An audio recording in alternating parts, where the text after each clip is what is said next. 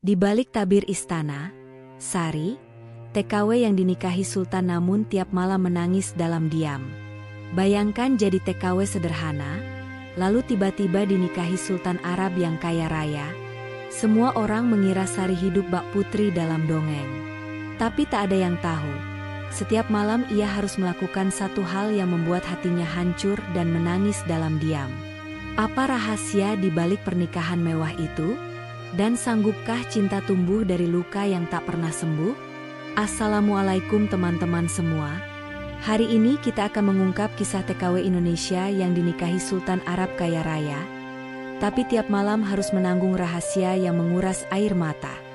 Sebelum lanjut, jangan lupa like videonya, komen pendapat kalian, subscribe channel ini, dan aktifkan lonceng notifikasi biar nggak ketinggalan cerita inspiratif berikutnya.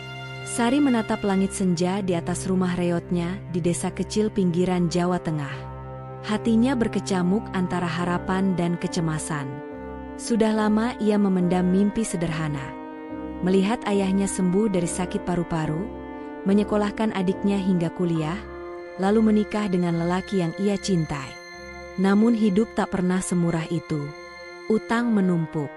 Pengobatan ayahnya menelan biaya lebih dari yang bisa mereka bayangkan. Maka saat agen penyalur tenaga kerja datang menawarkan pekerjaan di Arab Saudi dengan janji gaji belasan juta rupiah per bulan, Sari nyaris tak berkedip. Ia tahu itu jalan satu-satunya, meski harus mempertaruhkan seluruh dirinya.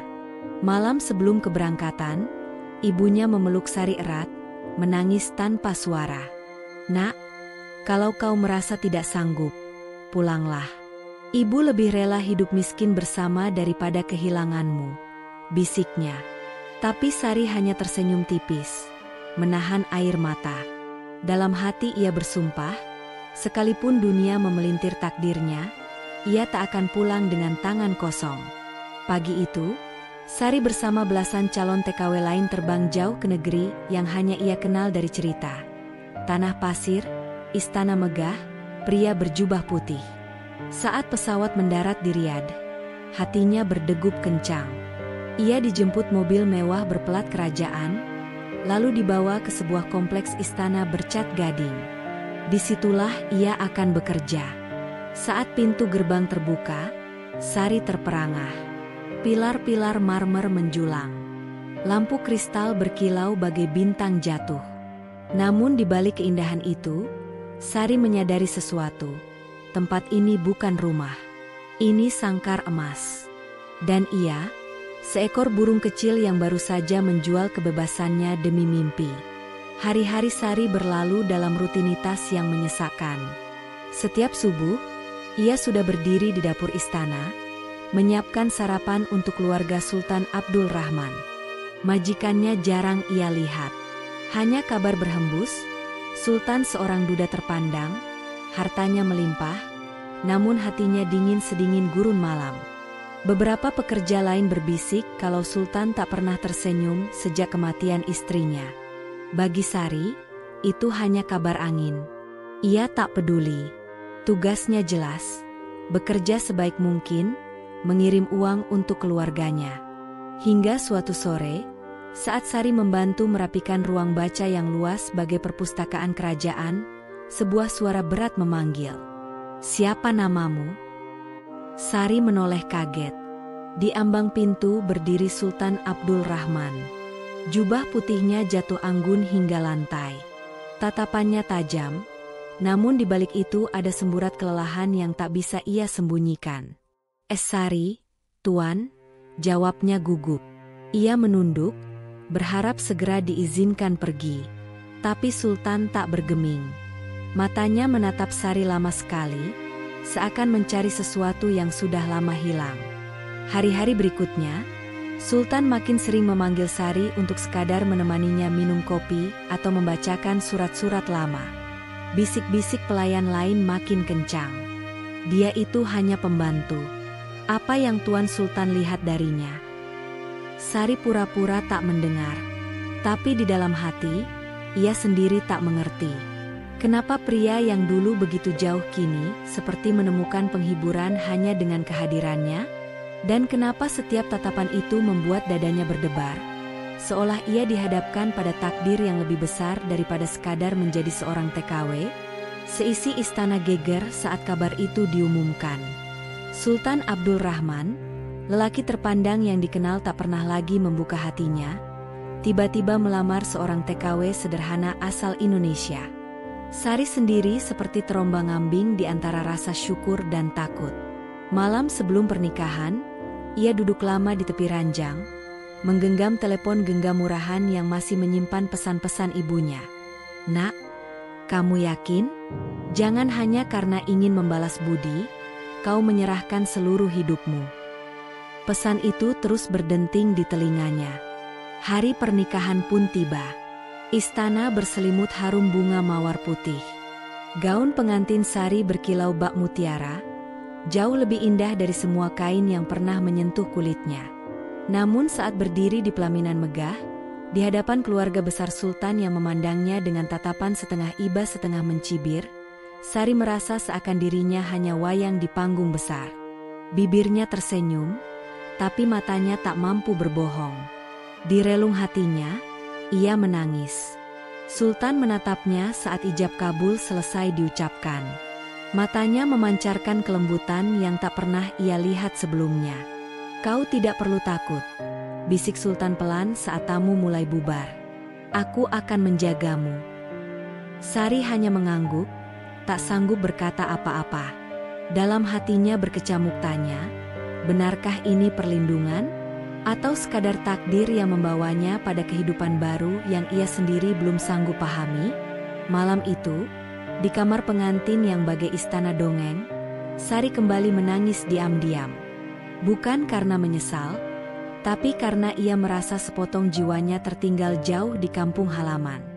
Pernikahan itu tak serta-merta membawa kebahagiaan yang Sari bayangkan. Setiap pagi, ia tetap menjalankan tugas membantu merawat ibu Sultan yang lumpuh. Siang hari ia belajar bahasa Arab agar bisa berkomunikasi lebih lancar.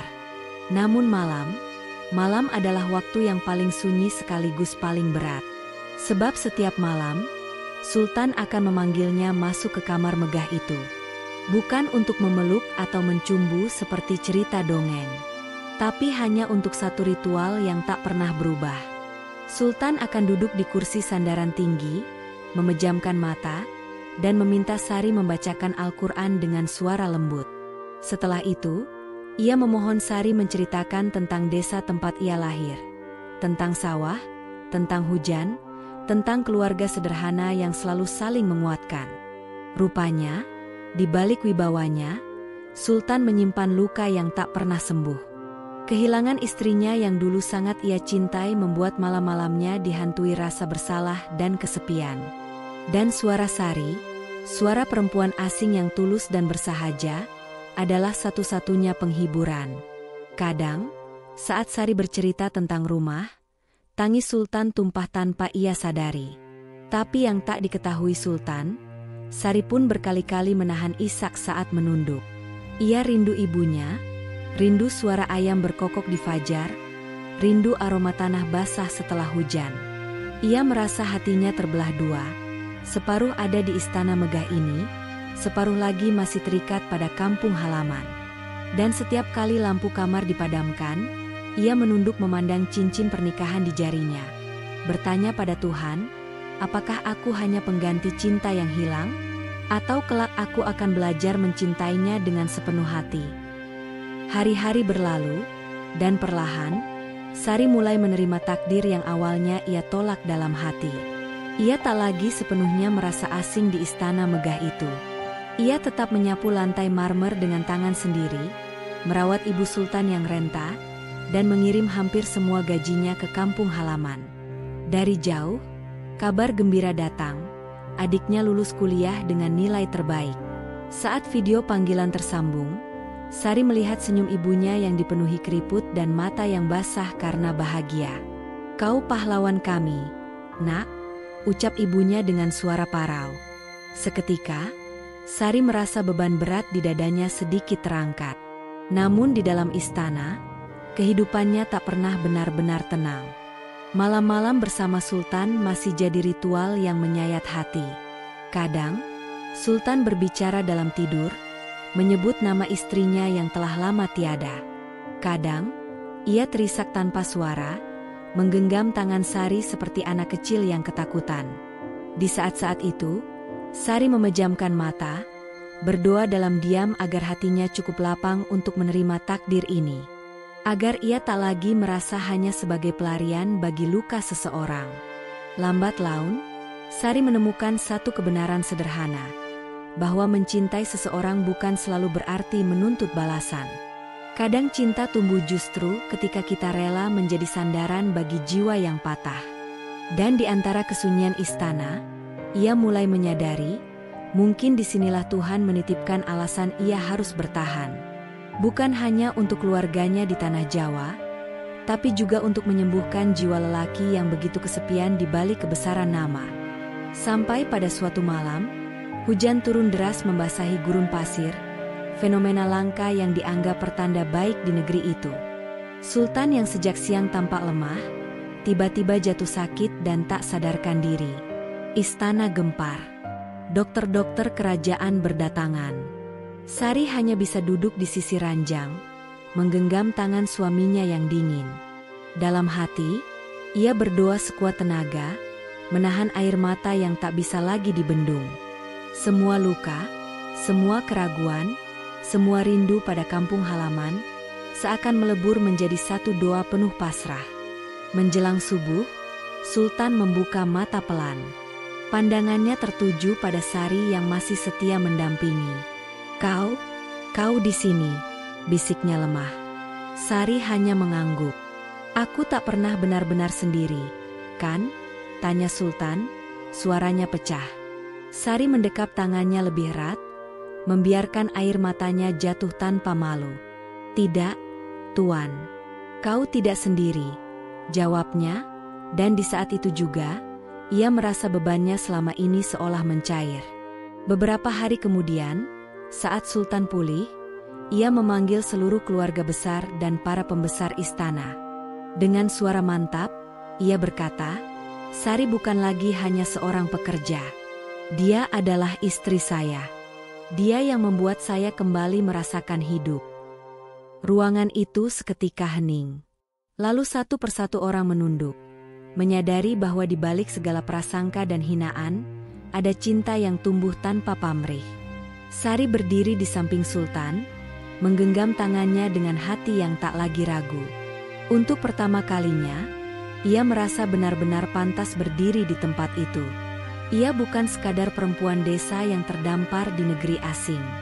Ia adalah seseorang yang telah memilih bertahan, yang telah memilih memaafkan, dan yang akhirnya menemukan rumah di hati yang dulu paling dingin. Malam itu, saat lampu kamar padam, Sari menatap cincin di jarinya dengan senyum tulus. Air matanya jatuh lagi. Kali ini bukan karena kesedihan, melainkan karena ia akhirnya menemukan arti dari semua luka yang pernah ia tanggung. Cinta bukan hadiah yang instan.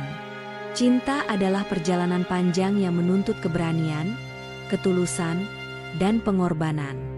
Dan Sari tahu, semua yang ia lalui bukan sia-sia.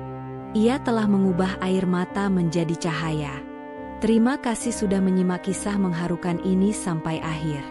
Semoga cerita Sari memberi kita pelajaran tentang ketulusan dan keberanian.